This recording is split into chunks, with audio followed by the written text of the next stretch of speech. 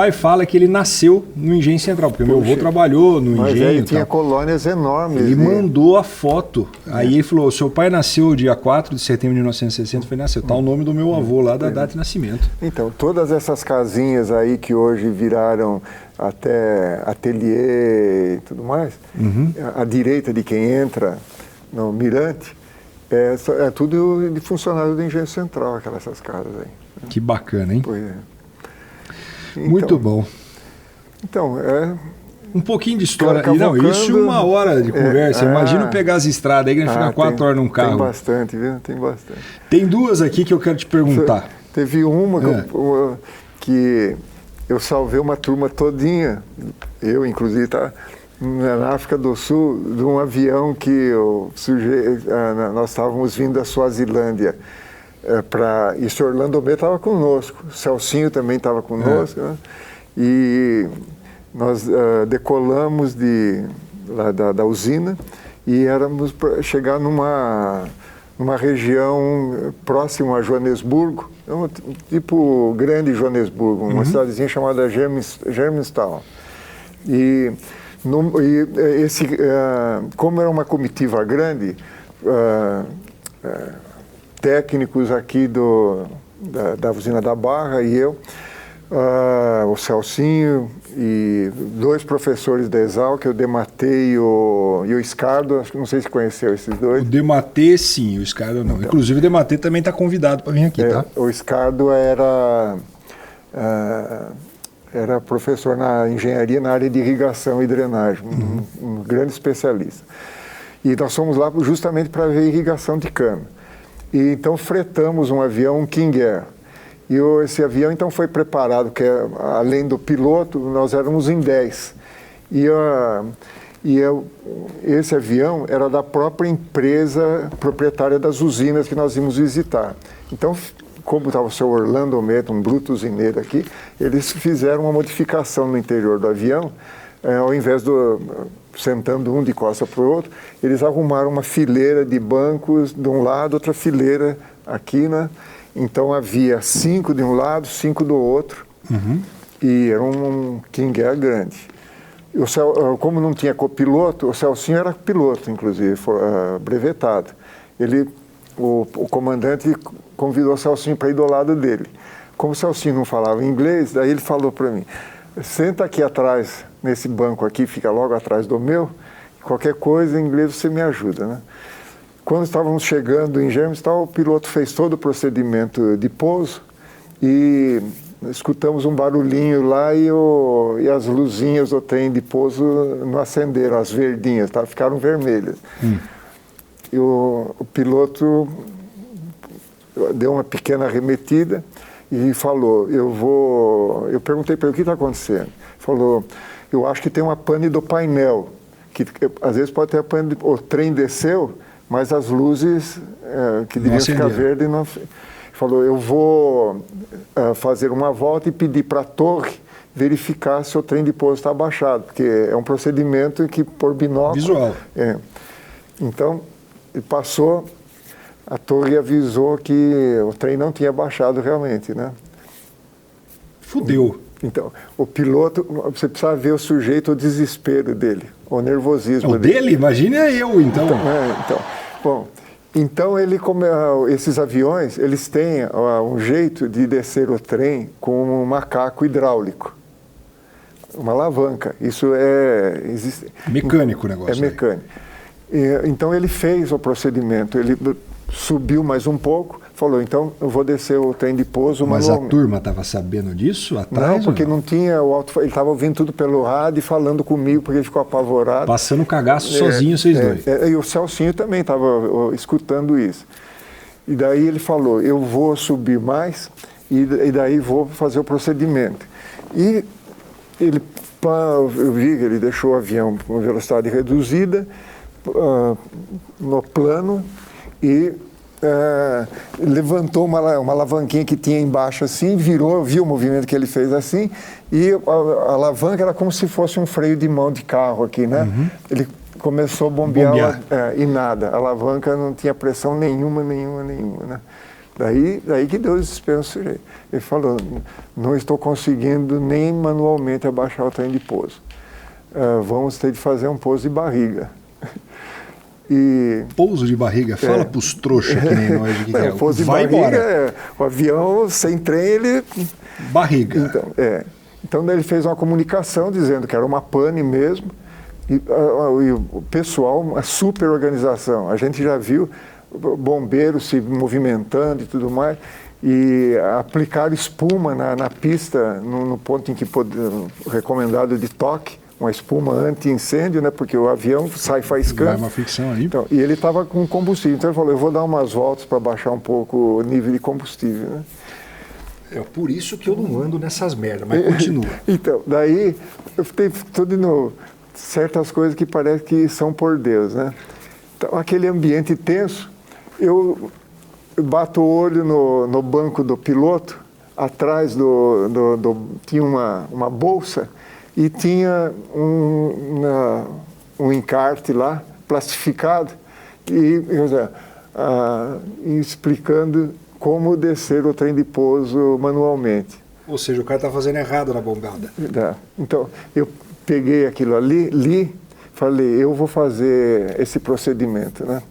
Me ajoelhei ali para ficar mais nojento, e daí vi o que tinha acontecido, e ele não tinha conseguido baixar o trem.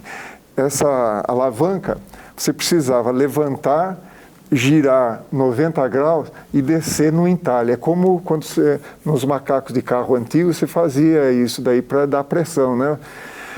Quando ele fez esse movimento, como esse avião foi modificado, o pessoal modificou o carpete.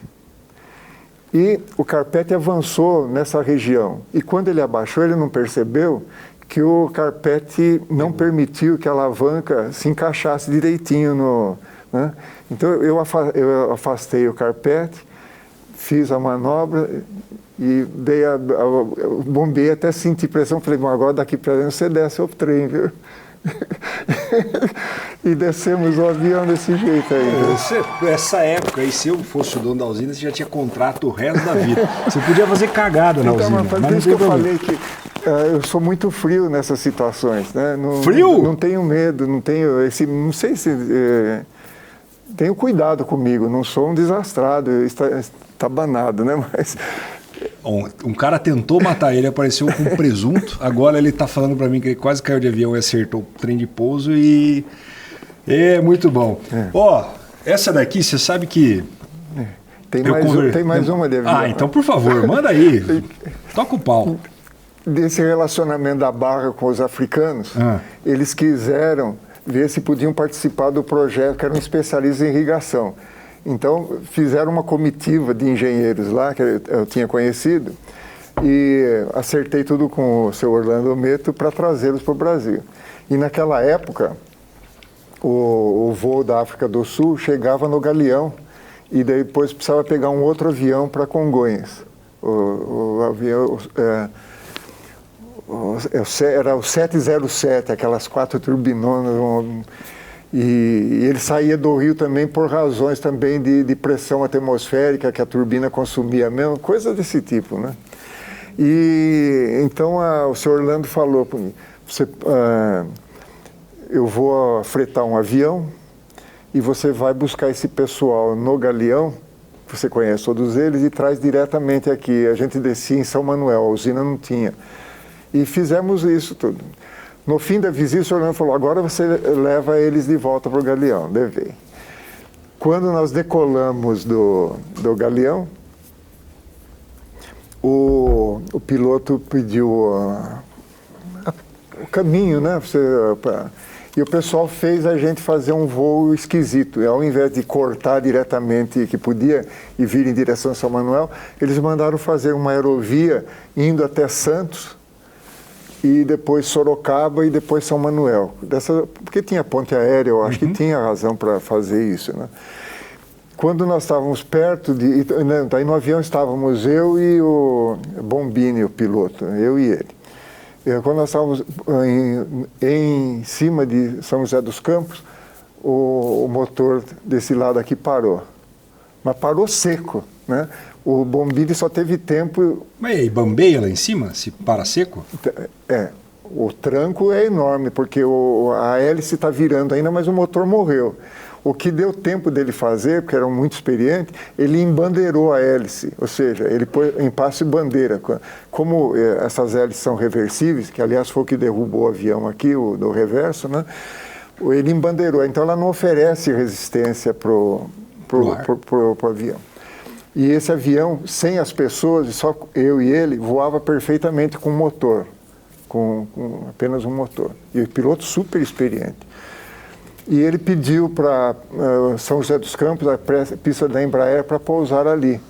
E ele falou, a pista está em manutenção e está interditada. Vocês têm de ir para Congonhas, né? Então o Bombini falou, não, com o combustível que nós estamos aqui, não estamos muito pesado e a gente consegue chegar lá, né? Daí ele falou, voar com um motor só, a gente voa perfeitamente.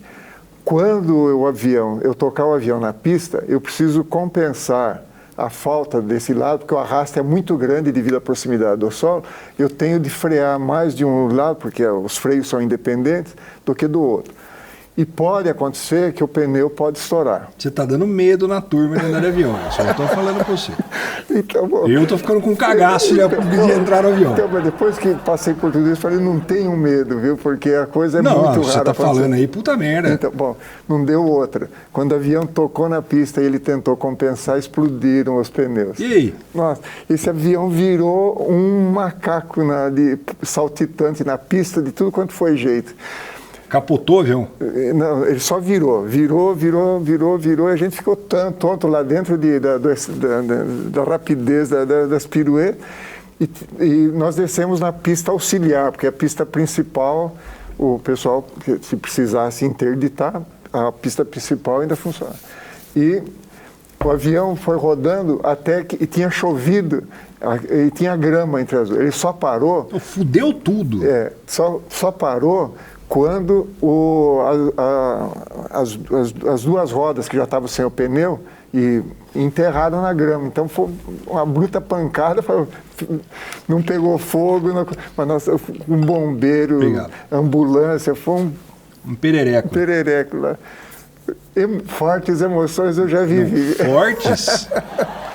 Eu andei uma vez. Cheguei a 81. Não vem com essa não. Eu andei uma vez desses aviõezinhos assim, rapaz, tremeu tanto. Eu cheguei no avião, uns caipira, né? Aí eu cheguei lá embaixo, eu tava no Mato Grosso. Eu falei, mas caralho, por que tem cobertor aqui embaixo? Sabia disso ou não, Davi? Tem cobertor, você no Mato Grosso, 40 graus. Aí você sobe, cara, pensa num frio que é lá em cima. Eu falei, agora entendi, o avião vai do lado, assim, não é isso aí? É, exatamente.